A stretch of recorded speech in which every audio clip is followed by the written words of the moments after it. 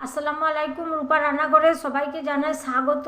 আজকে আমি রান্না করব সরিষার শাক বেগুন দিয়ে। প্রথমে হাঁড়িতে পরিমাণ মতো আমি জল দিয়েছি, জল আর দিয়ে দিচ্ছি সামান্য লবণ। জল ফোটা পর্যন্ত আমি অপেক্ষা করব। জল আমার ফুটতে শুরু করেছে। আমি এখানে 500 গ্রাম শাকে, একদম শাকের যে পাতা হয় সে কচি কচি পাতাগুলোকে নিয়েছি, মোটাগুলোকে ফেলে দিয়েছি। সেগুলো হয়তো ভালো সেদ্ধ হবে না, সেদ্ধ না হলে হজমেরও সমস্যা হতে পারে। সেই জন্য আমি কুচি কুচি ডগিটাকে নিয়েছি পাতার। এই দেখুন, যে কুচি কুচি করে কেটে ধুয়ে পরিষ্কার করে নিয়েছি। এবার এই ফুটন্ত জলের মধ্যে আমি এবার দিয়ে দিচ্ছি, এগুলোকে আমি দিয়ে দিচ্ছি।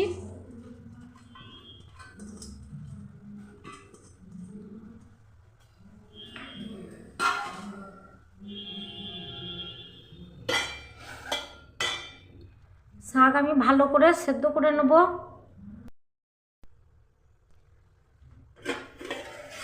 শাক ঢেকে আমি রান্না করে সেদ্ধ করে নিচ্ছি। সরিষার শাক একটু ভালো করে সেদ্ধ করে নিতে হয়, সেদ্ধ না হলে তো হজমও হবে না ভালো করে। সেই জন্য আগে আমি শাকটাকে সেদ্ধ করে নিচ্ছি। আপনারাও যখনই সরিষার শাক বা রায়ের শাক রান্না করবেন আগে একটু সেদ্ধ করে নেবেন, কিন্তু সরিষার শাক একটু খসখসে হয়। আগে ভালো করে সেদ্ধ হয়ে গেলে খসখসেটাও চলে যাবে, মোলাম হয়ে বেগুনের সঙ্গে মিশে যাবে। আমি আর একটু সেদ্ধ করে নেব। এবার শাক আমার সেদ্ধ হয়ে গেছে। এই দেখুন, হাতের মধ্যে আঙুলে করে আমি দেখাচ্ছি শাক সেদ্ধ হয়ে গেছে। এবার আমি দিয়ে দিচ্ছি কেটে রাখা বেগুন।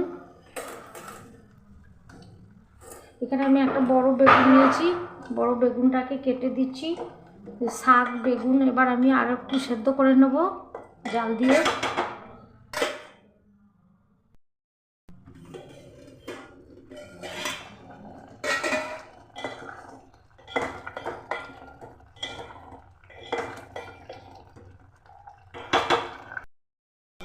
আমার শাক বেগুন এবার সেদ্ধ হয়ে গেছে। এই দেখুন, আমি বেগুনগুলোকে খুন্তির সাহায্যে এভাবে একটু ভেঙে দিচ্ছি যাতে শাকের মধ্যে মিশে যায় শাকের সঙ্গে। দেখুন, আমার শাক বেগুন একদম মাখা মাখা হয়ে গেছে।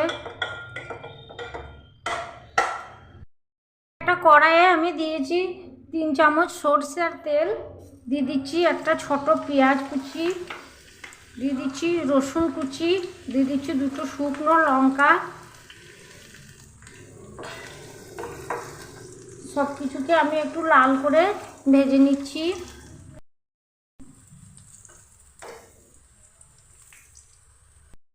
এবার আমার পেঁয়াজ ভাজা হয়ে গেছে, দিয়ে দিচ্ছি আমি সেদ্ধ করা শাক।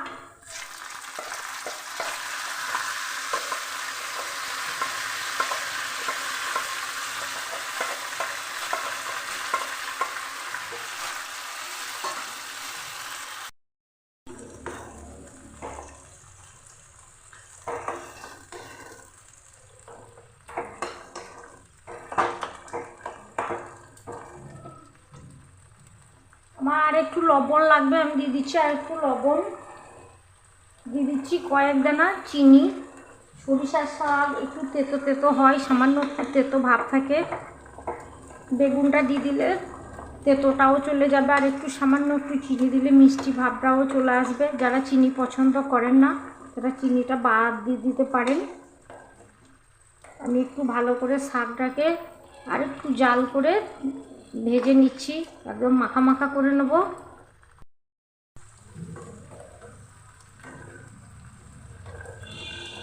দেখো বন্ধুরা, কত সুন্দর শাক আমার মাখা মাখা হয়ে গেছে। শাকের কালারটাও দেখো কত সুন্দর হয়েছে, বেগুনের কালারটাও কত সুন্দর হয়েছে, বেগুন কালো হয়ে যায়নি।